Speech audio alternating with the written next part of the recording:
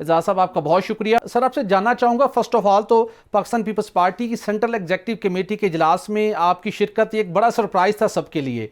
तो ये क्या लोग तवक्को कर रहे थे कि शायद आप शिरकत नहीं करेंगे, लेकिन आपकी शिरकत से मुखालिफ जो सियासी जमातें हैं वहाँ पर भी बड़ी खलबली मची। और इसके साथ जानना चाहूँगा सर, आम इंतखाबात के हवाले से पीपल्स पार्टी को बहुत क्लैरिटी है, मुसलसल मुतालबा किया जा रहा है कि 90 रोज़ के अंदर इलेक्शन होने चाहिए, लेकिन कुछ जमातें कहती हैं कि नहीं कोई बात नहीं, इलेक्शन कमीशन को जो काम करना है वो कर लें और हल्का बंदियाँ हो जाएं और उसके बाद 90 रोज़ के बाद भी इलेक्शन हो जाए तो कोई हर्ज नहीं। तो इस आइन की खिलाफ वर्जी के ऊपर क्यों दूसरा रास्ता निकालने की कोशिश की जा रही है? पहले तो मैं वो अर्ज कर लूँ जो आपने पहले आगाज में बात की है जी कि मेरी सेंट्रल एग्जीक्यूटिव कमेटी में शिरकत में बड़ी हैरत हुई लोगों को। हैरत की कोई जरूरत नहीं, मैं सेंट्रल एग्जीक्यूटिव कमेटी का मेंबर हूँ।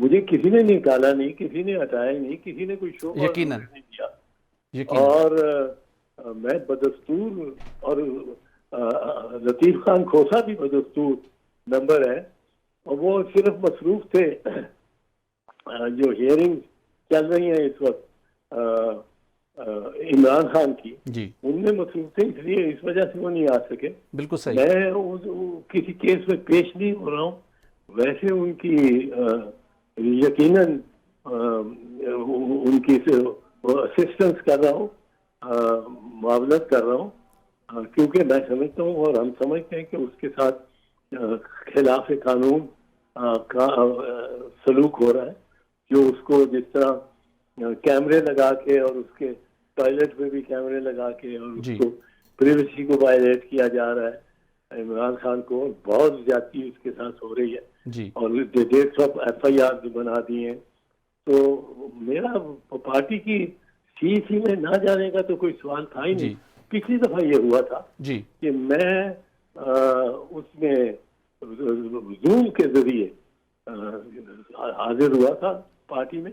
इस दफा उन्होंने रखा हुआ था चेयरमैन बिलावल ने कि ये सिर्फ जो पर्सनली पहुंच सकते हैं उनके लिए ये मीटिंग होगी। तो वो पर्सनली पहुंचना था मैंने, इसमें तो कोई बात नहीं, और अपनी राय भी देनी थी। बिल्कुल सही। तो साहब कभी पार्टी की सीनियर क़यादत ने कभी किसी को गिले शिकवे का या इजहार नहीं किया कि आप हमारी कैसी मुखालिफ पार्टी जिसके सरबराह के साथ उनके बहुत ज़्यादा तहफ़्फ़ुज़ात हैं उनकी आप मोरली सपोर्ट करते हैं, कभी किसी ने कोई किसी खदशे का तहफ़्फ़ुज़ात का इजहार किया सर?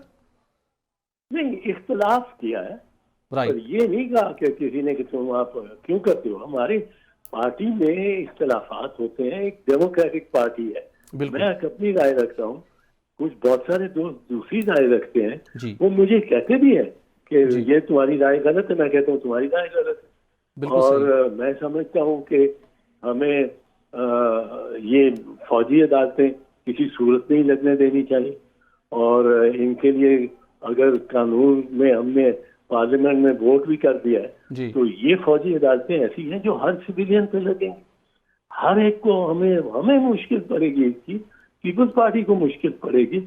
तो हम इस मामले में बहस करते हैं, इख्तलाफ करते हैं एक दूसरे के साथ। सर इसका मतलब है कि आने वाले दिनों में लतीफ खोसा साहब भी वापस आ जाएंगे, पार्टी एक्सेप्ट करेगी? लतीफ खोसा को निकाला किसने है पार्टी से? किसने निकाला है? लेकिन पार्टी के सीनियर रहनुमाओं की कुछ स्टेटमेंट ऐसे सामने आई थी जिससे यही इंप्रेशन था कि उनकी वापसी का कोई रास्ता नहीं रहा। नहीं, वो शोकाज नोटिस भी जारी हुआ था।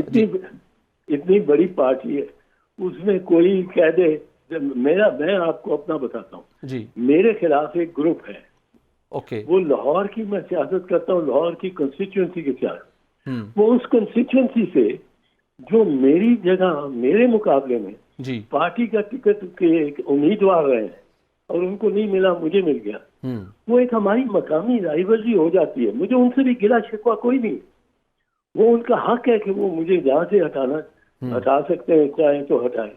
वो मकामी लोग जो मकामी कॉन्स्टिट्यूएंसी के लोग हैं वो मेरे खिलाफ भी हैं, बहुत सारे, ज्यादातर मेरे हक में है, तभी तो मैं टिकट या वो सीट जीत चुका हूँ। अब जो खिलाफ है वो हर तरह से मुखालफत करते हैं, वो प्रेस कॉन्फ्रेंस भी कर देंगे, वो बयान भी दे देंगे कि ये CEC का मेंबर नहीं रहा। मैं उनके खिलाफ शिकायत नहीं करता हूँ। बिल्कुल सही, ये आपका बड़ापन है और आपने बिल्कुल एक नई एग्जाम्पल सेट की है अपने कंडक्ट के साथ, जो कि माजी में हमें सियासी जमातों के अंदर ये देखने को मौका नहीं मिला, सियासतदानों में भी। सर जानना चाहूँगा आम इंतखाबात के हवाले से सरदार अख्तर मेंगल भी बोल पड़े, दीगर जमातें भी मुतालबा कर रही हैं कि हर सूरत 90 रोज़ के अंदर इलेक्शन होना चाहिए। पीपल्स पार्टी का भी बड़ा इसरार है, लेकिन इलेक्शन कमीशन पाकिस्तान की जानिब से कोई ऐसा रिस्पॉन्स नहीं आ रहा जो साबित कर सके कि वाकई इलेक्शन 90 रोज़ में होंगे। तो क्या पीपल्स पार्टी अल्टीमेटली अदालत का दरवाज़ा खटखटाएगी या कोई और लाहेअमल भी अडॉप्ट किया जा सकता है? ये फैसला अभी तो होना है कि लाहेअमल क्या अपनाना है, लेकिन इस बारे में हम क्लियर है कि आइन के मुताबिक 90 दिन के अंदर इलेक्शन होने चाहिए। सही। इस बारे में पीपल्स पार्टी बिल्कुल 100% एग्रीमेंट में है जी। और अब प्रॉब्लम सिर्फ आपको मैं मसला बताऊं, मसला जो इलेक्शन कमीशन ने खड़ा कर दिया जी।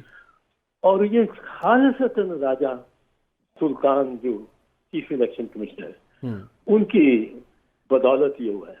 हुआ ये है कि अब सेंसस हो गया है जी। सेंसस को अप्रूवल दिया है एक ऐसी सीसीआई ने, काउंसिल ऑफ कॉमन इंटरेस्ट ने, जी, जिसमें 2 गैर नुमाइंदा चीफ मिनिस्टर रहे। वो ये केयर टेकर निगरान थे, वो इलेक्टेड नहीं है, वो मेरी नुमाइंदगी नहीं करते। लेकिन पीपल्स पार्टी की तरफ से तो भरपूर नुमाइंदगी हुई सर, सीएम सिंध की। जी, पीपल्स पार्टी की तरफ से सिंध के हमारे चीफ मिनिस्टर शामिल हुए, बिल्कुल हुए।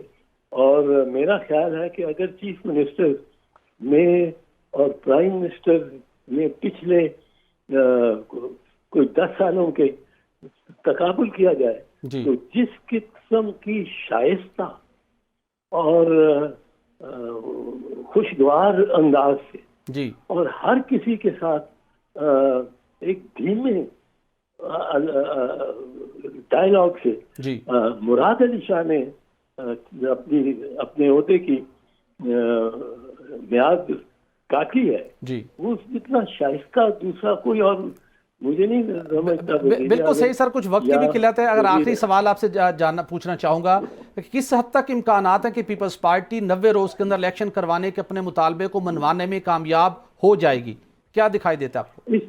इसमें मेरे ख्याल में जो पेचीदगी पैदा कर दी है चीफ इलेक्शन कमिश्नर ने, वो उसके लिए जरा हमें मेहनत करनी पड़ेगी ये करवाने के लिए। उसकी वजह ये है कि ये सेंसस जो हो गया, सेंसस से सीटें रीएलोकेट होगी प्रोविंसेस। रीएलोकेट करने के लिए जरूरी है कि आइन में तरमीम। बिल्कुल सही, क्योंकि 148 सीटें पंजाब की लिखी हुई हैं, अगर उनको 146 करनी है तो आइन में तरमीम हो। बिल्कुल सही। एजाज साहब आपका बहुत शुक्रिया, आपका पॉइंट आ गया कि आइन में तरमीम जरूरी होगी और मज़ीद आने वाले दिनों में आपसे आपकी एक्सपर्ट ओपिनियन लेते रहेंगे।